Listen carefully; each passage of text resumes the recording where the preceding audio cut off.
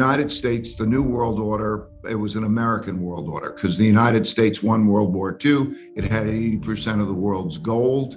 Gold was money. It had the dominant military power. It had nuclear weapons. And because of that, we began the American world order. In an interview on Impact Theory, billionaire Ray Dalio presented sobering news about the future of the peak prosperity of the United States of America empire. Dalio went through the history of how empires are built, what makes them sustain, and eventually what makes them fall. While the economic outlook globally looks uncertain, with record high inflation, geopolitical conflicts, and stock market instability, Dalio believes that these are signs of the beginning of the end for the American empire, just as it was with other empires in the past. History repeats itself, and this time, it's no different. Before we listen to Ray Dalio, make sure you hit the subscribe button to stay up to date on the economy. And by the way, this has happened repeatedly throughout history. And so they start off with those new rules of the game. And you enter a period of peace and prosperity. And it's peace because nobody wants to fight the dominant power. The dominant power won, and you don't want to fight the dominant power.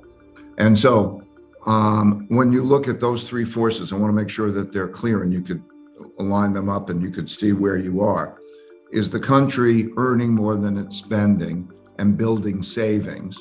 Or is it spending more than it is earning and creating debt? Because one man's debts are another man's assets. And when somebody is holding those assets and they're producing a lot more of that money in debt, they go down in value. Money goes down in value as they produce it to produce that buying power. And then that gets people bad returns, it produces a higher amount of inflation, and it produces bad returns for holding debt or bond. So in other words, cash or bonds, and then people get out of cash and bonds, and that produces rising interest rates while there's rising inflation, and that produces stagflation. So I want them to get the mechanics of that, because that's happening now. You could see it. This is not controversial. We are producing a lot of debt. We're spending a lot more than we're earning. And as a result, they're printing a lot of money.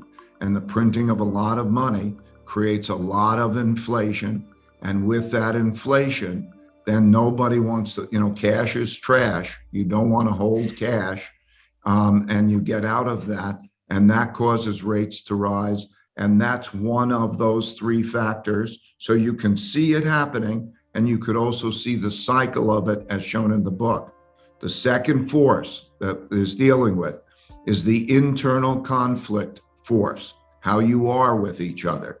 Are you operating cohesively, common mission, and moving in the right direction, the system working? Or are you at each other's throats? Is the system threatened? Because history's shown when the causes that people are behind are more important to them than the system is in jeopardy. And that is a risky situation. It's a risky situation because it produces disorder, and it can produce a form of civil war. And at those times, when you have that, you see greater and greater polarity. In politics, it shows up at greater and greater populism of the left and populism of the right.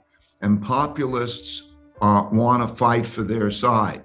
They're not moderates. Moderates want to work together to try to find a compromise that's best for the whole. Populists appeal to their crowd by saying, I am fighting for you.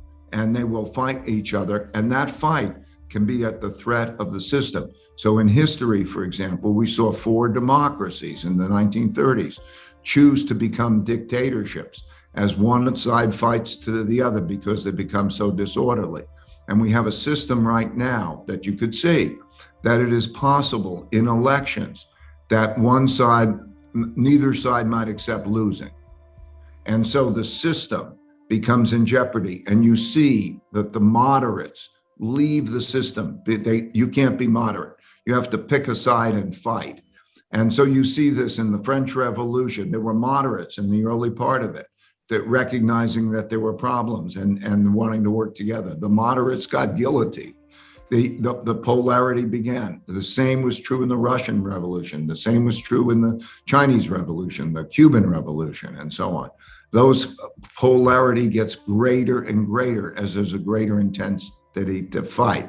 And that is the internal piece. And so you could see where we are in that internal piece. Right now, we see that moderates are dropping out of choosing not to run for re-election.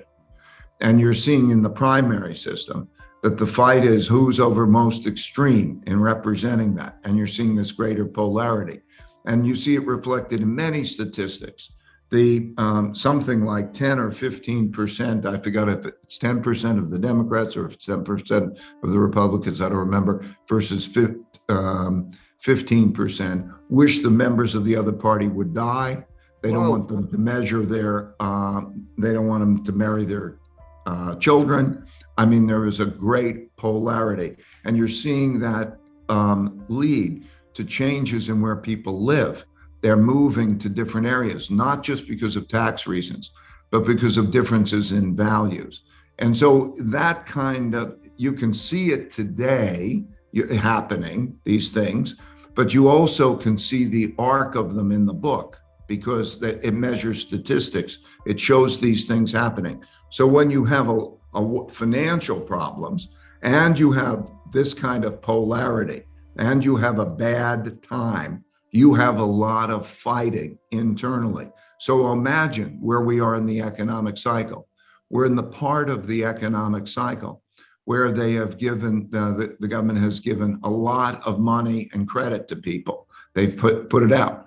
Well, no surprise, that's leading to a lot of inflation, okay? Inflation takes buying power away from people. And it also means that then there's going to be higher interest rates, and that's going to squeeze people.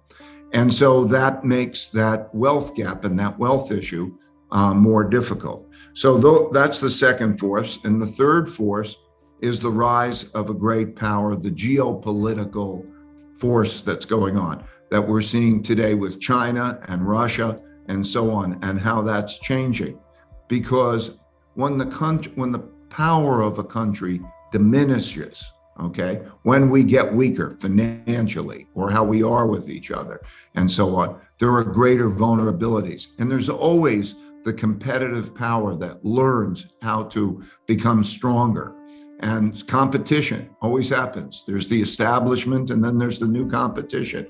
And as they get stronger in all ways, militarily and commercially and so on. And that's the dynamic that we're seeing. If you want to watch the full interview, check out the link in the description. What do you think of Ray's analysis here? Leave a comment. If you found value in the content, make sure you hit the like button and don't forget to subscribe. Thanks for watching, and we'll see you in the next one.